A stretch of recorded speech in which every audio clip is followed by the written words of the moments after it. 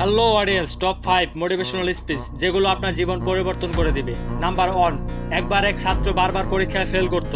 সবাই তাকে তার জন্য অপমান করত আর বলতো তুই কিছুই পারবি না, কিন্তু সেই ছেলেটি হাল ছাড়েনি।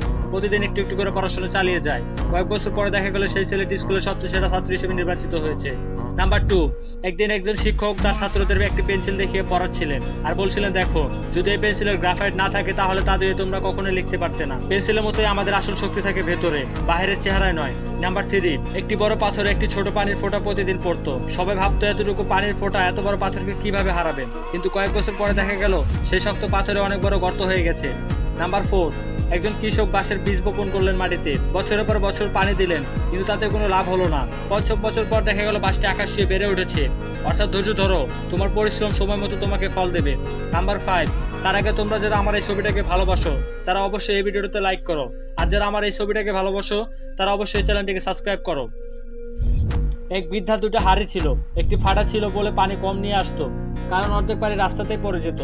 তবে সে যে রাস্তা দিয়ে যেত সেখানকার গাছগুলো ফাটা হাঁড়ির পানি পেয়ে রাতারাতি বড় হয়ে যায় এবং সুন্দর সুন্দর ফুল ফোটে। আমাদের ত্রুটিও অনেক সময় আশেপাশের সৌন্দর্যকে ছড়িয়ে দেয়।